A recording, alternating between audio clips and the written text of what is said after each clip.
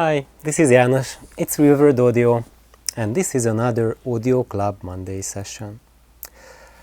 Recently this week I had a wonderful question regarding these Audio Club sessions. János, what are these Audio Club sessions are about? And that's what they are. They are Audio Club sessions, Audio Club Mondays. And so basically here, me and my audio friends, my mentors, we had audio clubs. And it was Stu Ono of Audio Directions, my late mentor, who started organizing it and who organized it for many, many decades in his audio store at the Audio Directions.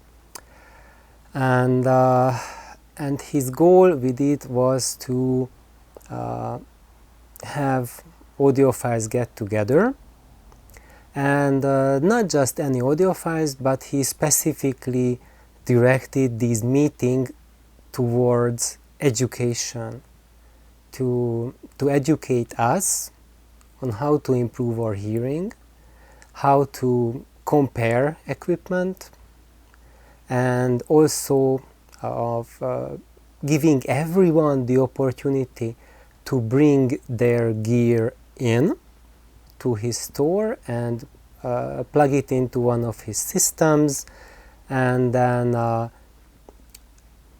with a learning opportunity in it. So when you listen to your gear in different systems, then it will show you different aspects of that gear compared to what you have at home. And with that kind of knowledge, when it happens over time, you see people it happening to thousands and thousands of audio gears, because every month we had these audio club meetings, and it went for decades. So that's like hundreds of audio clubs, really. And not just like people bringing in their audio gear, but Stu really encouraged everyone to experiment, to play around with things, to modify things. So even if someone did something like really basic to a CD player, let's say he changed the RCA jacks, then he was welcome to bring in the player and show it to everyone. And then Stu had a stock one, and then we could compare the two of them and see what that kind of change does to the sound, that kind of thing. So that way, that was a really wonderful way to get into modifications, tweaking, changes, and then slowly he kind of retrained our brains that gear is not sacred. It's not something that the manufacturer created, and then it's the hand of God coming down, and you must not touch it, you must not even look at it, you must not breathe on it, because that voids the warranty, and it's just blasphemy to open it because it has been created perfect. No, not by the least. Anything and everything at every price range can be vastly improved upon, and Stu really encouraged us to play around with stuff, and he was just so super generous that if you played around on stuff that you bought from him and you ruined it, then he fixed it for you for and he did not charge you extra, and he was really kind, and he did not like, you voided the warranty, bad customer. No, he was just super duper supportive of everyone, and there were like about 24 of us, like 20-30 audiophiles who regularly we went there to every single one of these audio club meetings.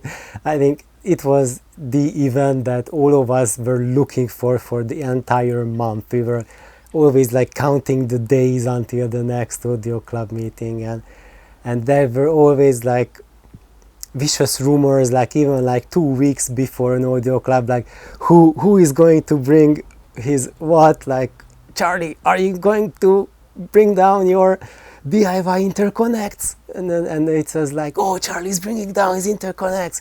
So there was always like a big fuss about and lots of expectations, and it was like the best social event on the planet. It was phenomenal. So all of us, we went down, and everyone. So some people who were new to the club, new members were always welcome. At one point, I was a new member as well, and that was around 2002, and then we got into just doing more and more and more. So I was one of those guys who, in the beginning, I started just with interconnects, and then building my speakers, modifying my turntable, heavily modifying CD player, modifying a tube amp, building my own tube amp, etc., and then building my turntable, these kind of things. So and this was the meaning of audio clubs, of getting audiophiles together and sharing experiences, and this way our progress and learning about audio was catapulted like a 1,000 times. It was a hugely accelerated learning.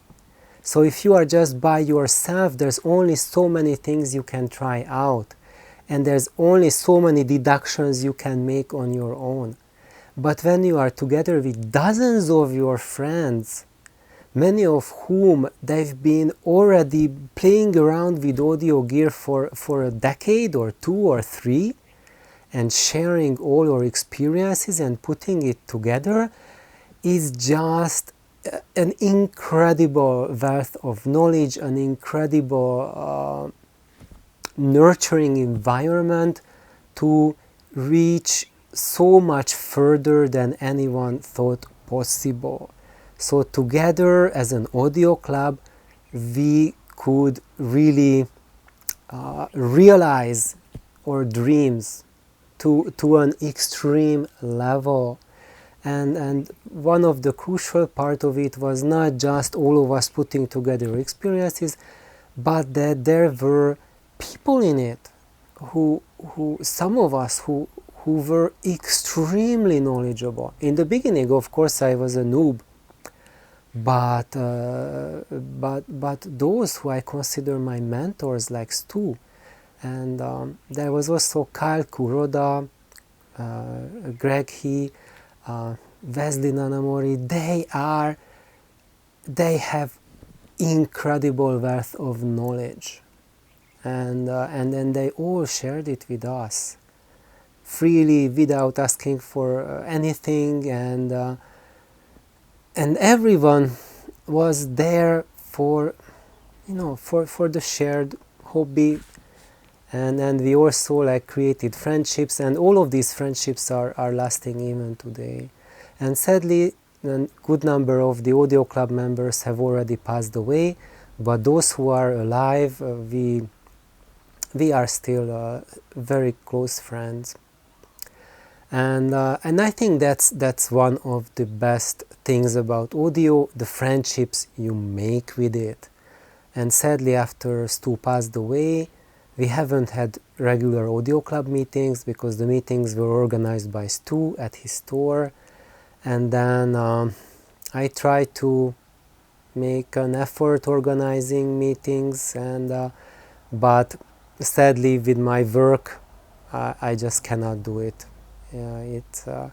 I would need a much less stressful job that has a lot more free time to allow to organize lengthy social events and lacking that time, I still can sometimes chip off a little bit of time here and there from my days during the week, and this is what I'm doing now. Here, these are the Audio Club Monday sessions that at a random time during the week I make a video and then I upload it to YouTube and it goes live on Monday. But never ever I make those videos on Mondays. It's totally random when I make it. You never know about it. And of course, a while ago, about a month ago, I did a poll on my channel homepage. What kind of topics you would like to hear about in the audio club sessions, and then I have to confess that sometimes I'm a little bit guilty. I make some of these sessions, some of these Audio Club Monday sessions just whenever I have time, whenever I can sit down, and a lot of these times I do not have that list in front of me, what you are looking to in these sessions, but hopefully so far I have made a lot of Audio Club Mondays which cover topics that you have been asking for. I know there were a lot of topics that were asked about projects, and sadly I couldn't really cover any of these, and it's not because I'm trying to avoid them, but it's because if I do not have the internal peace and put togetherness and the mental concentration that I can focus on that subject, and that's it, and maybe also it involves a research around it.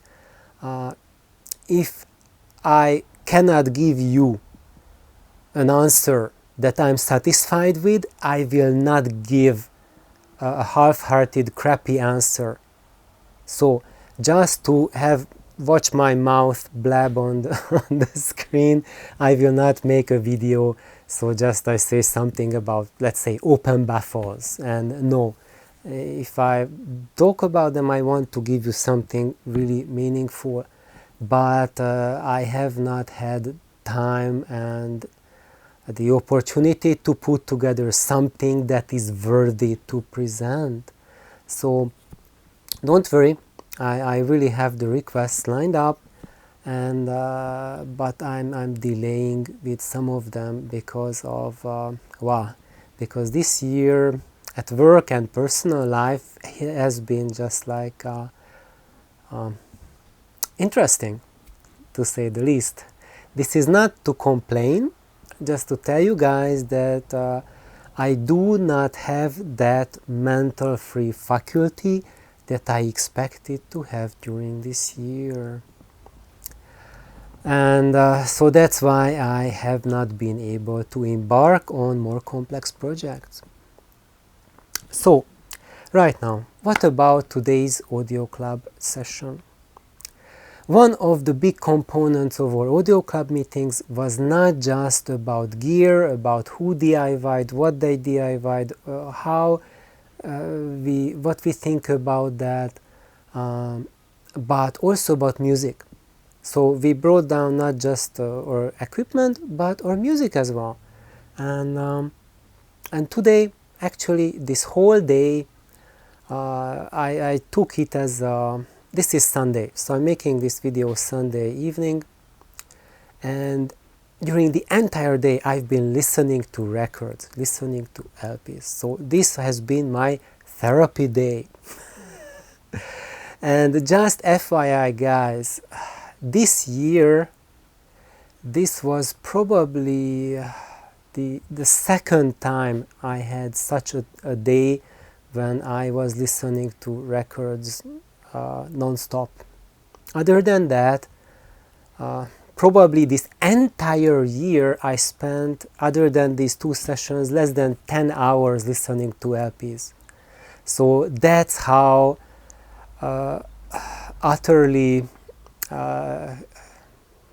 crunchful my life is this year, just to give an idea.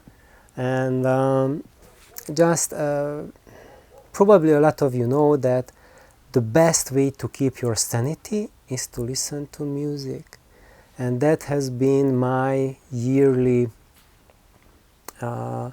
thing. And that's why I have my audio gear and stereo, because listening to music, listening to vinyl is therapeutic.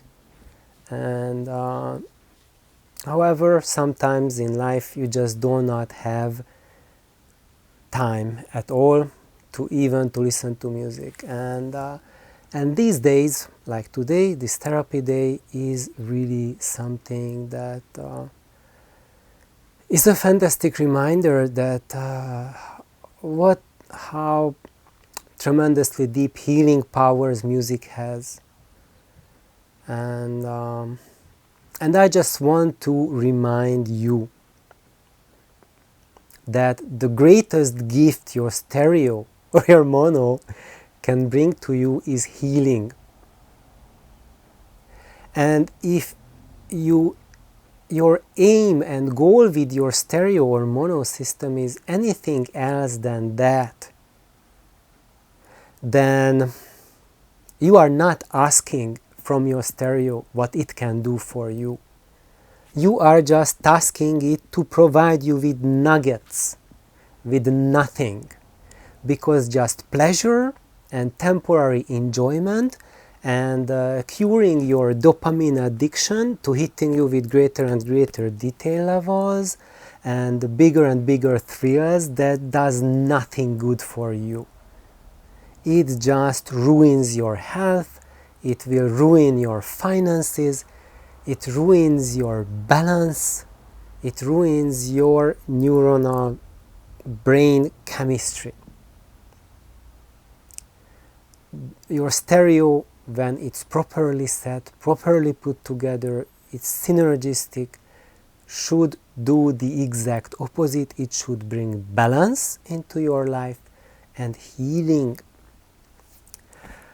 So today I had a lot of beautiful music, and I will show you this first.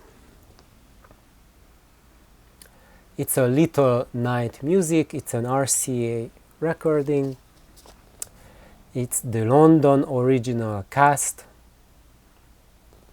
and it's an RCA Red Seal, and production directed by Harold Prince, and actually it sounds really good. It's a very good sounding recording. Music and lyrics by Stephen Sondheim, book by Hugh Wheeler. And even though I didn't like it, I didn't like the content, it was like too hectic for me. Actually, I wrote on it insufferable music. No, it wasn't that bad, but after a while I just like, nah, I just quit torturing the cats with this music. It was like a lot of like that kind of singing, and it just wore down my brain. And but it wasn't that bad because the cats tolerated it. By the way, the cats were listening to all of those records with me during the day. The whole day they've been listening to everything with me, and that always tells a lot. So regardless, the fact that I didn't like what the music was about, how the music was, it was still, it's a wonderful recording. And if you like modern music, I really recommend to check it out. Now let's see what else. Another one. Actually, Songs of Poulenc, Gérard Souzé and Dalton Baldwin. There you go. And it's an RCA Red Seal Dyna Groove. can you show the let me show you the Dynagroove logo right there. Does it show? No, other side. There, that's the Dynagroove logo. There you go. So for those of you, hello, okay. So those of you who don't know much about RCA, the Dynagrooves are the flimsy category of RCA that's not the best sounding from them, and usually when you look at anything, if it says like Dynagroove, you probably there's an original in a non-Dynagroove in like a true Red Seal version, and that sounds probably a lot better than the Dynagroove version. However, they also have some music that they issued originally on Dynagroove. Dynagroove is like really flimsy record, because it was the time of after the oil crisis shortage, so it's like really light recording, and so they were sparing the vinyl and going cheaper and cheaper with the pressings, and a lot of these Dynagrooves don't sound too good, but actually this one sounded pretty good. Beautiful piano, extremely evocative, powerful singing. So if you like male vocals, Gérard Souzet is an amazing singer. I haven't heard him before, and on this recording, he is absolutely brilliant. Really, I'm really satisfied with his presentation and how they recorded the vocals and the piano. So, and I think I haven't mentioned it, this is singing with piano accompaniment, and it's absolutely beautiful. However, I also added a little too intense and artsy, which means it's kind of a modern music. So if you are like really like Baroque oriented, like I am, this really, it's at the upper end of tolerability for you. I'm still at odds whether to keep it or not, and guess what, I have 2 copies of it, so I don't know. I think I will keep one. I will keep it. I decided to keep it. It's just because those recordings where you have human voices recorded so well aren't that frequent. So I'm keeping this recording. And but its baby brother is going to, I give it away to my buddies. Another one. Another Red Seal, RC Red Seal, and I put it on it. Good sound, very good material, talented singers, and look at that. It has an absolutely gorgeous cover, and it unfolds to a double front page. It's really fantastic. So it's a Robert Shaw chorale. Great love songs and ballads, and it's a double CD, double record, 2 records in it. It's beautiful. It's beautiful. So for album artwork, it really deserves a prize. And that's the insides. So if you like choruses, choirs, then this is just an absolute treat. It's beautifully recorded, beautiful cover. I think this is also staying in the collection. And one more, let's see, Claudio Monteverdi. Now this is like really old music, right?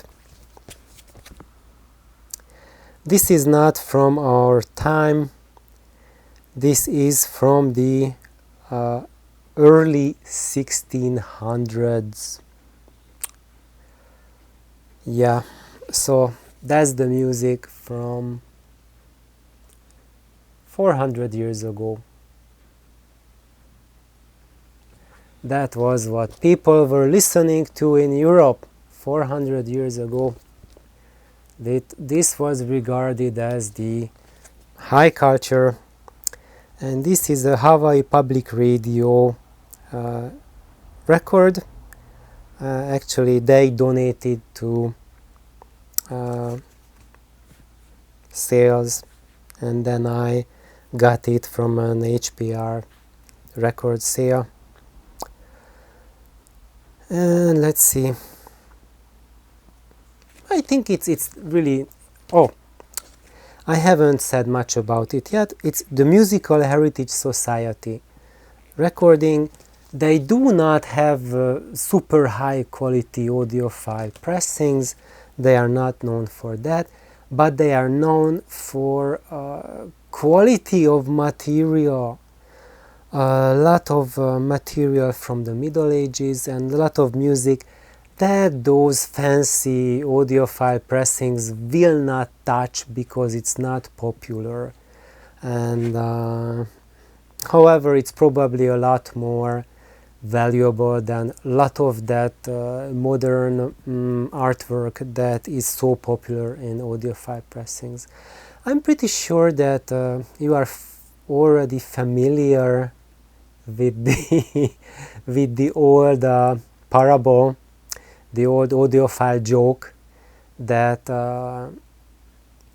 why are there audiophile pressings and why is modern music the one that is just like 99% showcased on audiophile recordings. It's because those recordings which are classic like Bach, Handel, Vivaldi, people buy them, they listen to them, but all these modern music, if they were not in super high quality, no one would ever listen to them because they're unlistenable. And there's a lot of truth about that, and you can you can laugh about it, and for certainly someone would agree with it. Yeah, modern music not for me, but if it's recorded in super high quality, yeah, I give a listen to it. Yeah. However, it's really up to you. If you love modern music, then you are in a super lucky place, because a lot of audiophile companies, pressings, labels, they really specialize on that. And yeah, and if you want to have high quality Bach recordings or Vivaldi, or in this case Claudio Monteverdi, then you are much harder pressed to find a good copy. And this way, well, I can recommend this record as an introduction to Monteverdi, and it's not a bad recording in a way that the performance itself is not bad, not spectacular either. Recording quality is not bad, but not spectacular either. So I gave it 3 out of 5 performance, 3 out of 5 quality, 3 out of 5 music, and I'm going to give it away as well. What else? Okay, so I think I'm already pushing 30 minutes so far, and I have a vast, so like